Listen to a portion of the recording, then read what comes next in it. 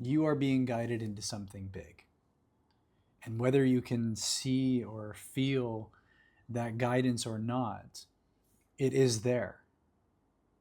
Even when you doubt it, even when you disbelieve it, even when you have no evidence to suggest that it's there supporting you, it is. And if you can allow yourself to be yourself, to trust yourself, and to believe in yourself, and to follow the little nudges, the little whispers of inspiration, that subtle guidance from within, then you will amaze yourself at how things unfold in front of your eyes. You know, the mind will try to plan ahead and prepare and lay the foundation before its time, but that's really out of insecurity. It's really out of a sense of uncertainty, needing to be in control, when this guidance is coming from a very deep place within you.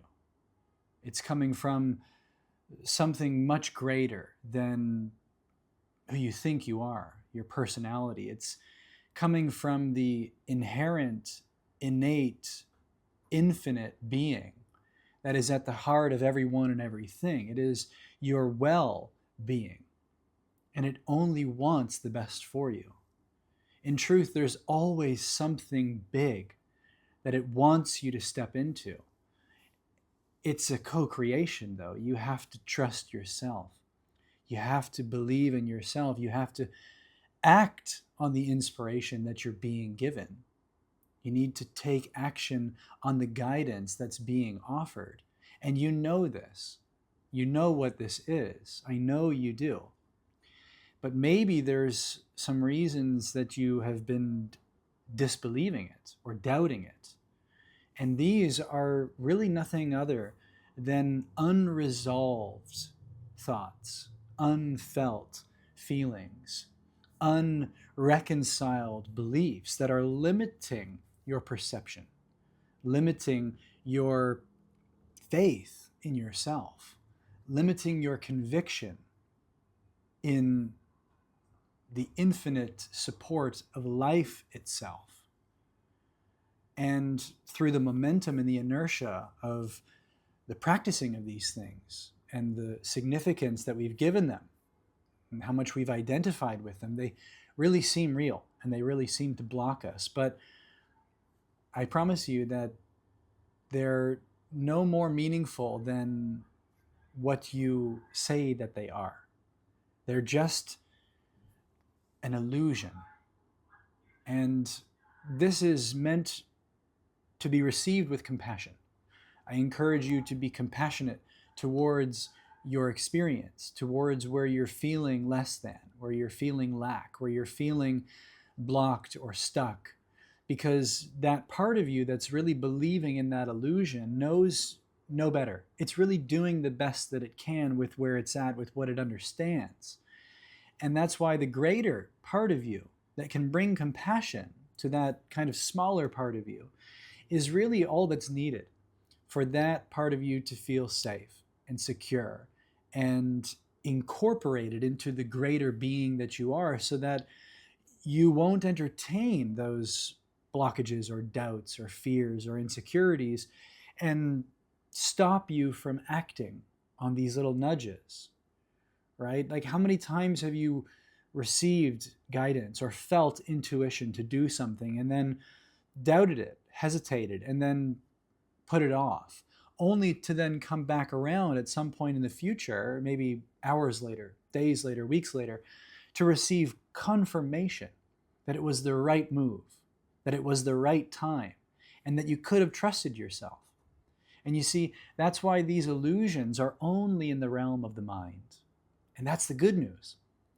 Because you, with the courage and the compassion and the conviction of your greater self, can face these internal realities which are born out of that sense of insecurity, that part of you that has enough experience and reason to believe that it can't trust itself, that it can't trust in life. But again, you're being guided by something much bigger. And that, even when you can't see it, feel it, or know that it's there, it is there. And that truth, that bigger part of you, is what you can cultivate trust in, faith in. It's a surrender to that greater support that is life itself. And when you start to cultivate that deep knowing, that deep faith, that deep trust in life, then more relatively speaking, you cultivate the personal power, the personal confidence, the personal belief to trust your intuition, to know that when you act on your inspiration, that it's going to unfold like steps beneath your feet, just falling into place with each step you take into that unknown, into that which is unpredictable. Because that is the nature of life, right? Life is uncertain. The future is unknown. It's only the mind and its illusions that wants to somehow try to artificially project certainty and control the future, control reality, when actually the game is rigged in your favor. You can't not win. You can't not succeed. You can't fail when you trust yourself and when you cultivate that faith in life, because it really is serving you, even when it seems to be presenting you with great challenges, great difficulties, even when it seems to be giving you what appear to be failures.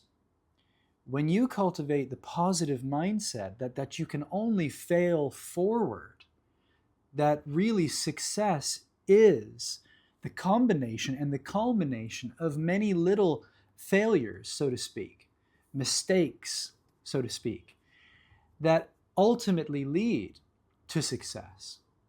You know, in business and in sales, they say that it takes 99 no's to get a yes. And every single no that you encounter along the way is leading you one step closer to the yes.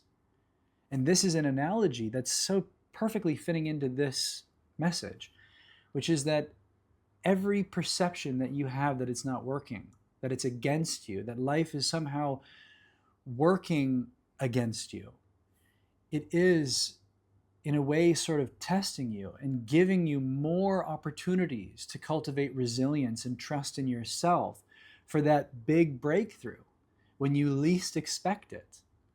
And that is inevitable when you develop that trust, that surrender, and that faith in the greater aspect of what you are.